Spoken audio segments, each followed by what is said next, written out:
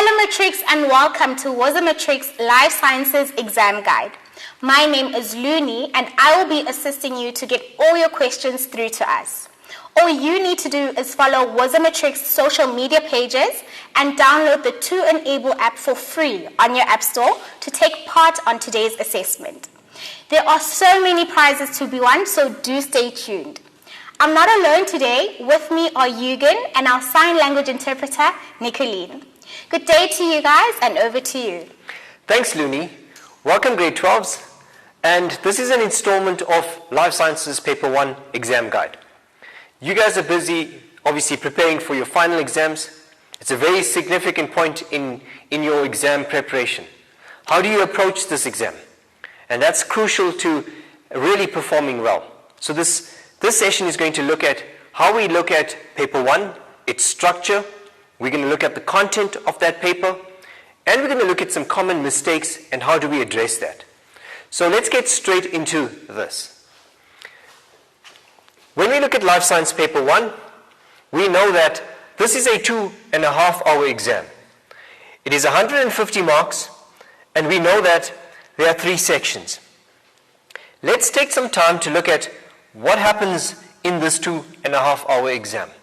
If you were to break that up, you would know that that's 150 minutes that we need to complete 150 marks. I mean, you guys are bright, and you know that that's a ratio of a mark per minute. And so it means that you've got to think about exactly how long a question that is 40 marks should take you. And if you do the maths, that's very simple, it should take you 40 minutes. And I think often learners struggle with managing the time, and in an exam, I would urge you to look at the question and to look at the time allocation for that, or the mark allocation. So if you see a question that has a 20-mark allocation, you've got to spend 20 minutes on that, more or less. And I think it'll give you a good guide to whether you're on track and going to complete that exam on time. When we look at the structure of this exam, we know that in the past, you've written prelim exam papers. There are 3 sections to this. And so we're going to look at each of these sections and try and analyze the types of questions and how you would approach this exam paper. Section A consists of 50 marks. This has a series of shorter questions, and each of these questions can vary between 5 to 10 marks and consist of your multiple choice questions, questions based on terminology, some matching the columns, probably true and false, as well as labeling diagrams. And all of this should be done in nothing more than 50 minutes. And this is a good guide to guiding you to establishing what we call a completed paper on time. And if I may pause at this point and reflect on the structure of this, remember that the examiner sets the exam with section A being a section which I call the lower hanging fruits. Now this means these are the easier marks for you to get. And so your aim of this paper is try and maximize these lower hanging fruits and to pull them and to grab onto these marks. So often learners tend to do that, but tend to spend longer than the 50 minutes allocated to this section. So remember that this is an easier section, and you should be maximizing the marks in this. Okay, so that's a heads up for section A. Let's move on to what section B looks like. Section B consists of 80 marks, and hence it should take you approximately, as I said, 80 minutes to finish this. It seems mighty long, but it's broken up into 2 long questions. Questions 2 and 3 are 40 marks each, and this means that you've got to pace yourself to answering these questions within 40 minutes each. And what is very important to note also is that you do not necessarily have to start with question 2 first. You could choose to start with question 3 and then get back to question 2. And the reason I say this is that we all have a different comfort level of sections that we're familiar with. So there might be a question that you really think is going to go well and that you've prepared well on. Attempt that first. Complete that question and then move on to the next question. It is important for you to remember that each of these questions have a number that is specific to them. and hence you must number the questions exactly to the way the questions are numbered. And that's important. Right. So in this, you've got longer questions, and these questions are broken up into subsections where you have different themes and different topics in that. And so pay special attention to this section, because these are your questions that are the middle order, which are a bit more challenging, that require you to read and interpret and analyze the question very carefully. Okay.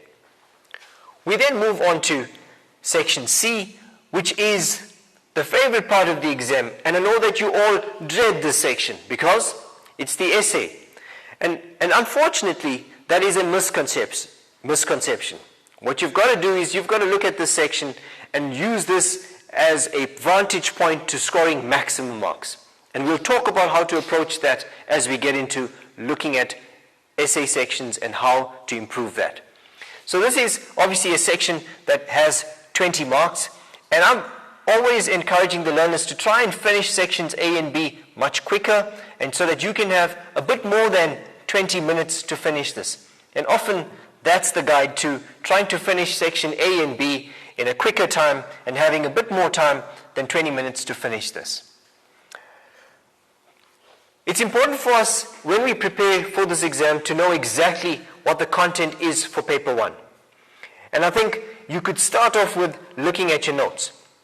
And when we look at paper 1, these are the topics that you see. Meiosis, which is common to both paper 1 and paper 2, is a common thread to both these exams. Reproduction in vertebrates, and you can refer to those sections where we talk about ovipary, vivipary, ovovivipary. We can also bring in altricial and precocial development. We talk about the K strategy and the R strategy. We also have human reproduction, which is a major component of this paper. We also refer to, in this paper, the response of individuals to the environment, specifically humans, as well as plants. There's an important component of this, which is endocrine system, which closely links to the reproductive system. And I think that's something that you must always look at studying together. We also have homeostasis in humans, again, a common link to human reproduction and the endocrine system. So we need to study these three sections together.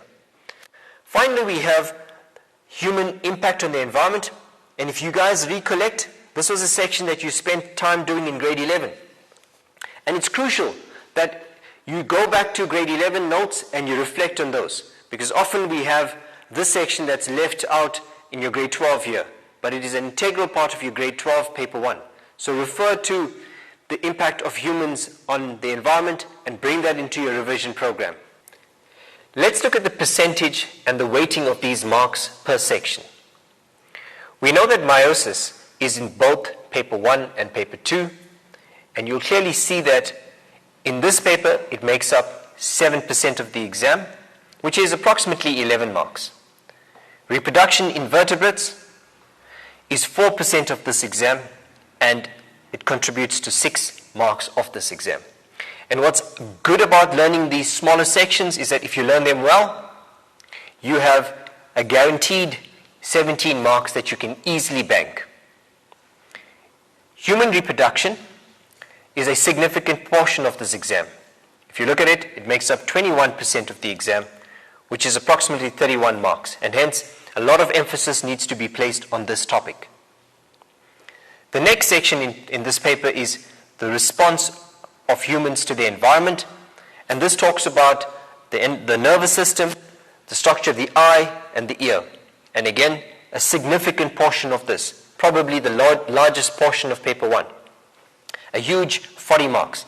And hence the examiner is going to spend a lot of time developing questions to address this specific topic. So learn well.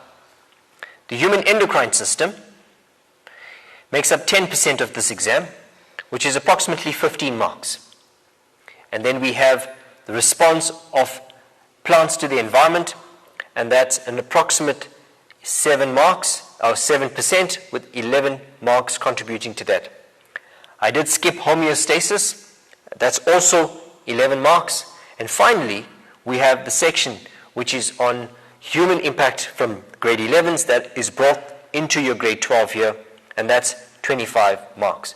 So guys, if we look at this section of the exam, you can strategize and look at exactly how you can plan ahead for this exam.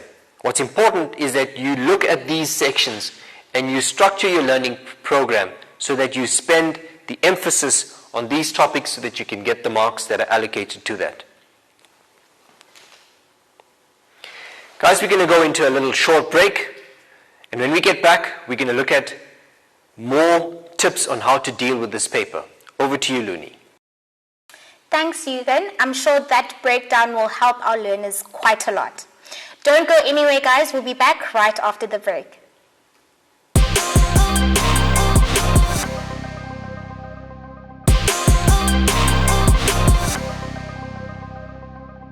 Welcome back, guys. If you've just joined us, we are going through your exam guide in preparation for your upcoming exam. While some exciting news, Wozomatrix is having a hashtag WozoWinner competition where one of you stand a chance to win 2 gigs of data.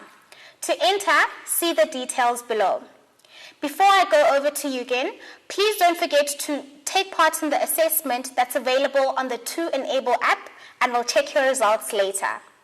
Thank you again. Over to you. Thanks, Looney. Welcome back, guys. And as Looney said, there's some good prizes up for grabs. We always need data, and you know that competitions like these, you have a good chance to win if you take part in them. So let's get back to the exam strategy for paper 1. So it's important for us to identify what is the best way to look at preparing or getting ready for an exam. It's important that you revise each section using summary notes. And I know that during your prelim exams you would have prepared notes. So you don't have to go back and remake notes. You've got these notes, refer back to your notes. If you do not have notes, it's a good time to very quickly start summarizing those key points and preparing some revision notes that you can easily refer to. Guys, it's important that you highlight or underline. It's fundamental to the way we learn. And the important concept of highlighting is that color enhances learning. And you would know that from your lessons in class that your teachers have often used images with color. They've often used highlighters. They've colored in images on the board. And that's to help you recognize or remember important concepts. So color plays an important part of learning. So highlight, annotate as well. And I'll refer to annotate in a bit. Create a list of terminology, and I often refer to this as a vocab list. And this is crucial to section A. And as I mentioned, those lower hanging fruits that are easier to get come from terminology, matching. And hence, if you create a list of terms per section, and it's easy to do that, as you go through your notes, on a blank sheet of paper, list these terms. Having them listed makes it easier for you to separate them and identify them. Put yourself in that space the night before the exam. You've got all these lists of terms that you quickly can go through. And that's going to be key to spending a few hours before that exam to getting a whole idea of what all those important terms are. So make sure you start preparing your terminology list. Also learn how to label relevant diagrams in each section. Okay?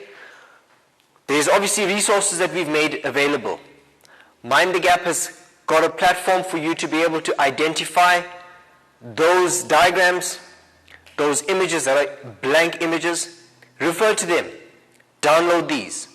You can easily annotate diagrams. By doing this, you will find that you're able to identify parts, you are able to identify the structure, and even find their location. So diagrams are crucial to life sciences. I mean, you would have spent time looking at the structure of the eye, structure of the ear.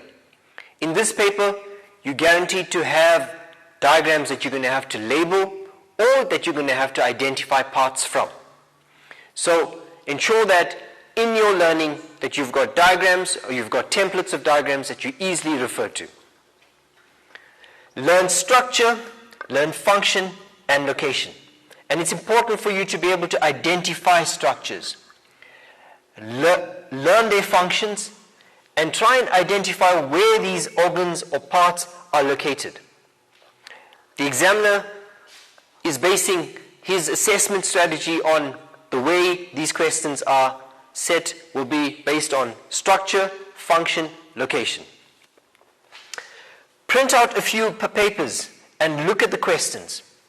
And often I would encourage my learners to print out a few exams and have these exams on a file. As you look at a section of, let's say for example, meiosis, you've studied through meiosis, you've spent an hour looking at that, and then I would encourage you to open the 4 papers that you've printed and to look at those papers and to identify all the questions that are from meiosis. By that, you have a very focused approach to a specific topic. And so if you do that for every topic, you would have probably exposed yourself to questions from 4 years of exam papers. And that would be a very good review of the application of your content. Okay. It's very important to answer by writing out. So often I get learners saying, well, I've looked at an exam paper, and when you ask them, how have you responded? The examiner will test you because you've written a response. So make sure that when you sit down to write and revise, you are physically writing down an answer. And that's called muscle memory. What that means is that every time you spell out, or you write out a word, or you annotate a diagram, there is a recognition of that image in your brain. And that helps for you to be able to recollect that information when you're writing it in an exam again. So write, annotate, highlight. Those are crucial tips to actually preparing for just not life sciences, but any exam. Okay. It's also important that you check the memo. All these exams are available, the memos are available. It's pointless looking at an exam, writing the exam down, and not reflecting on your answers.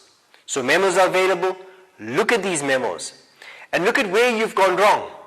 It's often you learn from your mistakes, and knowing where you've gone wrong helps you to improve and identify how you could respond to a similar question the next time you see that. This is an old and tested method, and I refer to it as the car, and this is what should drive your learning. What do I mean by that? So when we look at content, this is the content that you need to refer to when preparing for a section. So you should know exactly what content, and that's available in your textbooks. It clearly describes the specific content that you need to know. So identify the content, and this would be the learning part of your content. So learn the content well. The next part to your learning process should be the application. And what do I mean by application? Application means actually taking question papers and writing down your answers. And the more you do that, and as I suggested, do that per section, the better your confidence in the topic becomes, and you will start identifying questions that are easier for you to answer, as well as topics that you struggle with. So apply that content in the context of working through papers. So you want to work through exam papers, and you want to identify sections now that are specific to a topic that you've been working with. Okay? The next part of your learning process should be reviewing your content.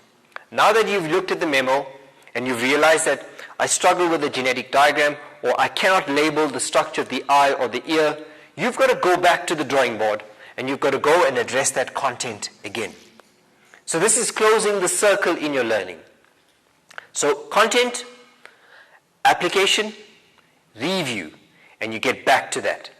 And if you start doing this continuously, you will see that your confidence level, your ability to be able to respond to questions on a specific topic starts to improve. So that's the crucial part of the learning process.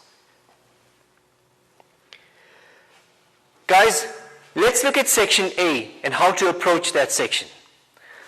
That section has, remember, you've got your lower hanging fruits, which I refer to as the easier questions.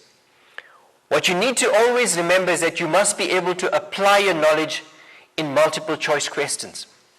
Often, these questions create options that are confusing, and hence you need to be thorough about your understanding. And by that I mean you've got to know your content well. Choose wisely. Eliminate the obvious answers that are clearly or glaringly wrong or incorrect. When in doubt, read the question again. The next part of it is knowing your biological terms. Section A often has a column A and a column B matching the terms. It might have true and false, and hence you've got to know your terminology. And hence having that list of vocab or terms ensures that you can access these questions easily and have maximum marks banked at the end. We've also noticed that through the years that there are terms that are often confused or easily misunderstood.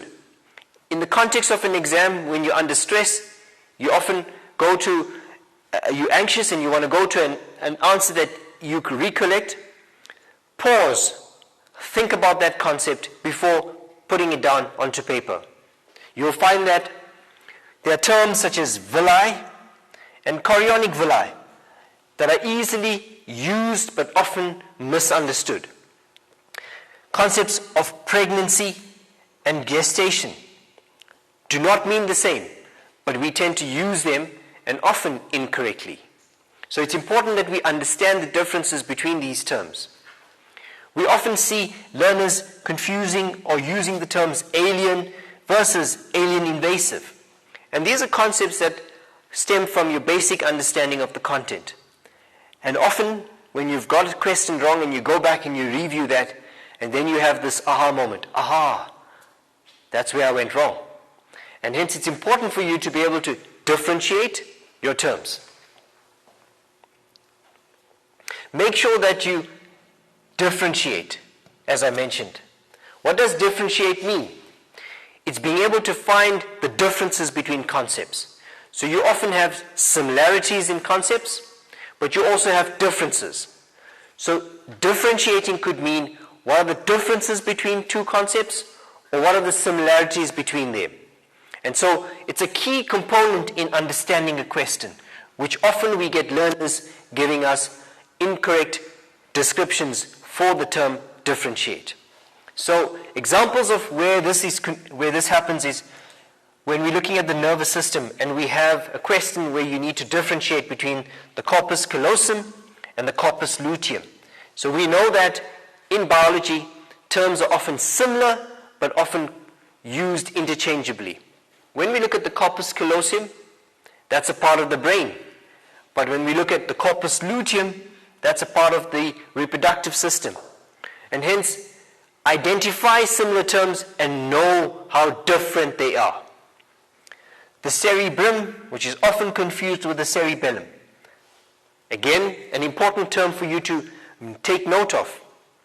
And we've seen this confusion between altricial and precocial development, where learners tend to mix the descriptions between these or the characteristics of these organisms that show this behavior. Again, this comes from having a vocab list that's clear and distinct regarding exactly what these differences are. We also need to identify where learners tend to lose marks. And this often happens in question 4, when we look at the essay and we find that learners tend to interpret the question incorrectly. What do I mean by that? So the examiner often sets a question that has different parts to it. And it's important that when you read a question that you highlight or underline the different components in a question. Break it up. Break it up into smaller chunks so that they're more easily identified and so that you can link concepts to different parts of the question. So, in question 4, which is the essay, you will often see that learners confuse irrelevant information with the topic. So look at the relevance of what you're doing. Okay? Link that to the specific content or topic that's mentioned in the essay question. Have a logical sequence. Put things in the correct order of explanation. Present information that's easy to follow. Remember that you are presenting information regarding a specific topic. Let that flow. Do not confuse yourself in the clutter of the topic. Create subsections in your planning. Identify the key concepts, put them down, and then link together a thread that connects them and answers that question. Okay? Be comprehensive. And what do I mean by that? I mean comprehensive means enclose and in totality. So try and link together all the concepts that are detailed in the question. So comprehensiveness by answering only one aspect of the essay in detail, or by answering both aspects but not in sufficient detail. And we often see that learners tend to do that. So they tend to be very superficial in their explanations and do not cover the depth of the content. And that's crucial to an essay. An essay is often based on specific concepts that the examiner is going to reward you on. So if it's 7 marks per concept, you're going to need 7 concepts that you're going to have to add into your essay. Okay. It's also important for you to analyze a question and identify subtopics. The essay is often a build-up of 2 or 3 concepts that the examiner wants you to link together. And we've seen this last year when essays were on different concepts. You need to bring together those concepts into a comprehensive answer. Something to note is that the essay in life sciences does not require an introduction or a conclusion. It's a good practice, but often it's not in line with the structure of an essay. The essay is very clear around what content needs to be discussed. So avoid wasting time on trying to write an introduction as to what your essay is going to be on and a concluding statement as to what you've just discussed. Be clinical, get straight to the concepts, explain them, and if you're running out of time, guys, you can put these down as bullet points. That will ensure that you get the marks for the concepts, but you might lose the marks for the synthesis. So it's important to write down concepts, and if you get that into a comprehensive, congruent flow, you're going to get the marks for the synthesis. How do we improve your essay writing skills? And often, the best way to do this is to look at sections and to write a short essay on this. So, how does the ear help in maintaining balance? 8 marks. If you sit down and if you write an 8-mark mini essay on how the ear helps to maintain balance and equilibrium, that's one way in terms of preparing for that essay. You can do that for different topics. So, explain the negative feedback mechanism for 8 marks. Identify how the eye interprets light. Explain the concept of astigmatism. So these short little essay questions will help you to be able to improve the ability to synthesize a longer essay, which is made up of 3 or 4 subsections. Okay, so guys, we've spent some time looking at the structure of the essay. We're going to have a short break, and then when we get back, we're going to look at how to answer some questions. Over to you. Thank you. Guys, we are going to take a very short break, but don't forget to check us out on Facebook on Matrix, as well as download the To Enable app and take that assessment so that we check it out after the show. We'll be right back. Don't go away.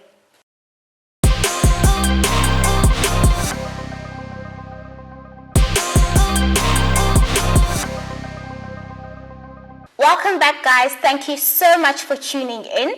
Don't forget to enter our competition, #WazoWinner, on our Facebook page. And remember, 2 matriculants get to win 2 gigs of data, guys. So go on and enter the competition. Some exciting news now. We've got a WhatsApp voice note from our WhatsApp line from one of our learners, and they've got a question for Eugen. So straight to you. How does oral contraception link to the menstrual cycle, and what hormones are involved? Very interesting question, guys. Thanks for that. Let's look at this question. And if you read through this question, you'll find that it links to the endocrine system, it links to the reproductive system. And what underpins this is the concept of negative feedback. And I think we've got to bring those 3 concepts in. So it's the reproductive system, the endocrine system, and the concept of negative feedback. Let's get straight into this question. Let's try and unpack what contraceptive pills are. Let's identify the hormones and see how this contraceptive pill works effectively in preventing conception. Okay, so let's try and identify the key components in this question as I would in an exam. So the key components is, how does the contraceptive pill link to the menstrual cycle? And also, the learner has asked us about what are the hormones that are involved in this. And so guys, if we go back into the mechanism of the contraceptive pill, let's look at what a contraceptive pill contains, and then we'll try and understand how it prevents pregnancy. So, contraceptive pills are used to prevent pregnancy. Contra meaning against, and conception refers to the process of the sperm and the egg fusing. So any mechanism that stops the process of conception is regarded as a contraceptive method, and hence it's against conception. Some females use pills that contain progesterone, and we'll talk about the different types of contraceptive pills. In one packet of these, you will find that there are approximately 28 pills. And the reason why there are 28 pills is that the approximate duration of a complete cycle in a female reproductive system is about 28 days. And in these, you'll find that there are 21 pills that contain a different concentration of progesterone according to the day, as well as we will find there are 7 that contain no progesterone. And we refer to these as your placebos. And a placebo is basically, in this case, a pill that does not contain the progesterone in it. So they are called dummy pills, and they are basically taken so that we decrease the levels of progesterone in the body at that specific duration of 7 days. These pills need to be taken on a daily basis and generally at a specific time that's in the day. And often it needs to be done in the correct sequence at that day, or at that time of the day. What does that mean? That means that the pill should be taken every day at the same time, and it should be done consistently for the duration of that period. Now, you would have seen in your lessons that a contraceptive pill contains a series of days on them, and often these appear in different colors. And for the benefit of today's lesson, we're going to look at what a contraceptive pill would look like, or a pack of these would look like. And when we look at them, you'll find that there's an indication of the start day, and that is specifically labeled according to days of the week, and it will continue for 21 days until you get a period where those pills are taken which do not contain progesterone. And this will often coincide with the day when the female is expected to have her period. And so the female will start taking the pill on the day her period starts. So in the sense that menstruation starts, so that is regarded as day 1. So day 1 would be the day when the pill is taken, and that will continue for the next 21 days. And you'll find that these pills contain different amounts of progesterone, knowing that there is ovulation which takes place on day 14, which would be the day when you'll find the egg being released. Now, let's look at the fluctuation of hormones in the body and the hormones involved, and how the contraceptive pill prevents the process of conception. Now, this is a graph that illustrates the level of progesterone, which is measured in nanograms because they're extremely small amounts in the body, as well as the time over a 28-day cycle. It's important to note that the female reproductive system or cycle lasts for approximately 28 days, and right on the middle, which is day 14, is seen as the day when ovulation takes place. And the mechanism behind a contraceptive pill is based on preventing the process of either ovulation, in this case, or the process of fusion. The contraceptive pill works on preventing the process of ovulation. So if I go back to the ovary, And if I were to illustrate what happens in the ovary, you will see that the hormone FSH, which is released from the pituitary gland, targets a primary follicle. That starts at day 1. That follicle develops gradually under the influence of FSH to become a mature follicle having a secondary oocyte, or we refer to that as an ovum. On day 14, a mature Graafian follicle ruptures and releases an oocyte, or secondary oocyte. This process, as I referred to, is called ovulation. And so, the contraceptive pill, as you would see in this diagram here, refers to, and if you look at what it does, you will see that there is an increase in the level of progesterone right immediately from day 1 all the way till about day, in this case, day 11. And we see that that increase in progesterone will continue and remain high for the duration of the next 17 or 14 odd days. And this is when possible ovulation would have taken place. Now, what the contraceptive pill does with progesterone is that it prevents or it reduces the effect of FSH, and hence the process of development of a follicle does not occur, which means that at day 14 there is no ovulation taking place, and hence no egg for fertilization. We also need to look at the hormones involved, and let's look at this table.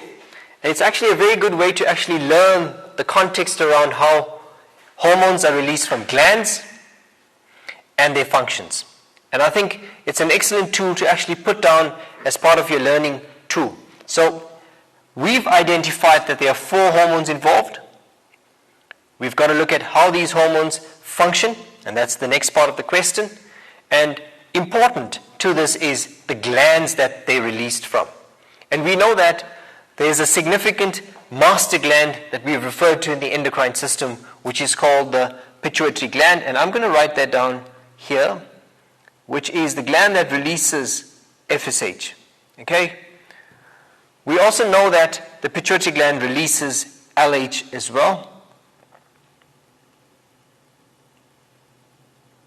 Okay? Let's look at the function of FSH. So FSH targets, let's identify the target of this gland. So it targets the ovaries. Okay? And its function is to stimulate the development of the follicle. So if we go back to the name of the hormone, it's called follicle stimulating hormone. So it's going to stimulate the development of a follicle, which is essentially the development of an egg. So stimulation of an egg formation. We also know that the ovary produces estrogen, which is going to be released as a result of the follicle developing. So we can look at estrogen being released, and the function of estrogen is to target the uterus. And in the uterus, it will thicken the endometrium, and it results in what we call the thickening of the vascular layer of the endometrium. We know that the pituitary gland also releases LH, and that targets the ovary, and the function of LH is that it stimulates ovulation, and ovulation is the release of an egg. Okay, and that happens on day 13 when LH levels peak. The other hormone, progesterone, is released from the ovary, and that is the result of the corpus luteum, which is what happens to the primary follicle as it develops. It will degenerate on day 14 to form the corpus luteum. The corpus luteum will then continue to stimulate the ovary to produce progesterone, and progesterone will maintain the thickness of the endometrium. And we know that progesterone levels peak also during the first trimester of progesterone, and that is because of the secretion of the corpus luteum. So it thickens the endometrium, and this maintains the thickness on the endometrial layer. I'm going to go back to the graph and to very quickly illustrate to you the level of these hormones. Okay, so if we looked at FSH, which is what we discussed, so FSH levels tend to increase gradually up till day 14, and then we find a decrease in the FSH levels. So that's FSH, not the best color to use in white, but I'm going to go back to looking at a hormone that is also released from the pituitary gland, which is LH. So initially when FSH levels are low, are high, LH levels are low, and then you'll find that LH peaks around day 13, causing a decrease in the FSH levels. And that would be LH. And if you look at this, it's timed precisely around day 14, where this is the point in which ovulation takes place. So around day 14, we'll find that there's an increase in the LH levels, which is preceding ovulation, and then you'll find that a mature oocyte is released from the ovary around day 14. And what happens next to the grafton follicle is that it forms the corpus luteum, which then continues to release or stimulate the release of progesterone. The other two hormones that we need to look at are the levels of estrogen, which we see very similar to FSH levels increasing and then decreases after day 14, and that's estrogen. I know it's getting busy, but these graphs are often busy because they contain lots of information, and using color to annotate this does help. And then finally we need to look at the levels of, and I'm going to use blue for this, progesterone, which increases after ovulation and remains high for the duration of that 28 days. And that would be progesterone that we're looking at. So very busy, but often it's important for us to realize the importance of these hormones and how they're interconnected. So guys, another feature that you need to look at is the negative feedback mechanism. And if you looked at the graph, you would have seen that at times when FSH levels have increased, the levels of estrogen also increase. But you would have noticed that when LH increases, FSH levels drop. And likewise, we see the progesterone pull, which increases from day 1, having a negative feedback mechanism on FSH, thus stopping the production of an egg and the release of an egg. And that is essentially how the contraceptive pill establishes its function. So from my side, we've covered a bit of that question, an exciting question to look at, and a good question for you to go back and to prepare some notes on this section of the endocrine function of the contraceptive pill and how it works.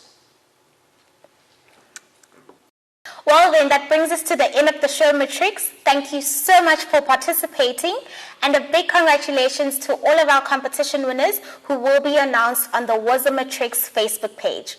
We will be back with some more revision on your #1 educational channel, and don't forget to check out our schedule on www.wasamatrix.co.za. Well then, from me, Looney, Eugen, and our sign language interpreter, Nicolene, it's a goodbye.